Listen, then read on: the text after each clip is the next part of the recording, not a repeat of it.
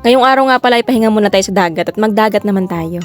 Pero ngayon nga hindi tayo manghuhuli ng mga pang-ulam. Magre-relax lang tayo sa tabing dagat. Hindi na nagsawa sa dagat ay at ang pahinga ay sa dagat pa din. Kaya ang importante ay makakapagpahinga sa panghihibasan at makakapag-relax. Kisa naman sa iba dyan na puro nala ang plano ang mga outing at hindi mala ang makulayan. Hindi gaya din sa amin kapag nagplano ng outing ay talagang matutuloy. Paano ba naman hindi ay pagkagising mo pala ang ay dagat na. Bago nga pala kami pumunta sa apuntahan namin ay adaanan muna namin si Yasi at Johan din sa kabilang bahay. Ang mga kasama nga lang pala namin ay si Johan, Yasi, si Onichan at yung jowa niya. Sana all jowable. Kasama nga rin pala namin yung isa naming pinsan, nakalangoy nila Yasi. Meron pa nga pala kami iba mga kasama, yung mga pinsan namin. Susunod na lang daw sila. Wala lang, share ko lang. Gusto nga rin pala sana ni mamang sumama kaya nga lang ay busy at may binabantayan siyang palaisdaan. Nagpalipad nga pala ako ng drone dyan habang papalabas kami ng ilog. Matagal ko na nga palang gustong subukan yung ganito. Yung habang nakasakay ka sa bangka, magpapalipad ka ng drone. Pangit nga lang yung kuha ko kasi landscape. Wala kasing portrait itong gamit ko. Yung isa kong drone meron sana kaya nga lang ayaw kong isabak dito kasi medyo mahangin. Maliit kasi yung drone ko na yun. Bala ko sana mag-upgrade kaya lang sa ngayon ay busy pa at hindi ko pa maabyaran. Medyo mabagal nga lang pala yung pagpaandar namin ng bangka at baka hindi ako makasabay. At baka abutin ng pagkalobat ay goodbye.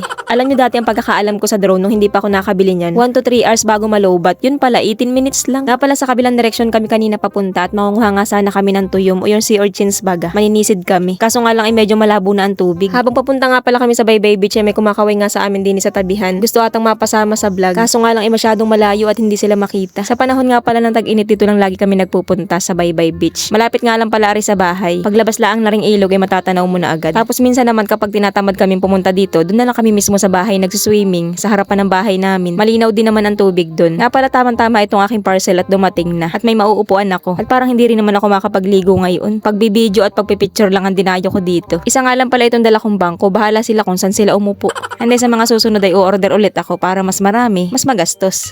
At syempre dahil meron tayong upuan, dapat meron din tayong table. Umorder na nga pala ako ng mas malaki kumpara sa na-order ko dati. Dati kasi kaming tatlo lang lagi ni Johan, Yasi ang lagi nasa dagat. Kaya maliit lang yung table ko noon. Naalala ko nung kumakain kami nila Yasi, biglang tumambling yung plato niya at gawa ng sikip kasi yung plato namin sa table kaya kalahati lang yung nakapatong doon sa table. Ganado pa naman si Yasi kumain ay tinuunan niya yung plato niya, tumaplak sa mukha niya yung pagkain. Saka nung nakaraang pag-outing namin kung saan-saan lang namin pinapatong yung pagkain. Pero ngayon nga ayan, hindi na kami mahihirapan pa. Kahit humiga ka pa dyan habang kumakain.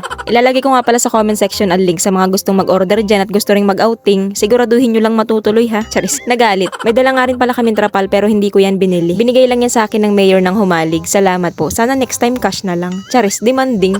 Pati nga pala itong upuan na ito, bigay lang din to sa akin. Dinala ko na nga rin pala itong isang table. Ito yung maliit na sinasabi ko. Perfect naman ito kapag ikaw ay laging mag-isa lang, yung walang nagmamahal sa'yo. Maliit lang kasi ito pang isahan lang or pwede rin namang dalawa. Pero kung wala kang ka-partner, okay lang yan. Ganyan talaga. Parang masyado namang mapanakit itong table na ito ano.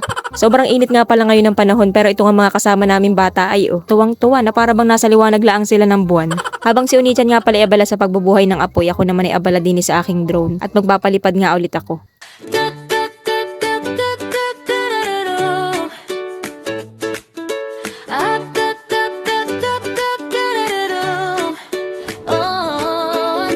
Samahan niyo ko mga katabudi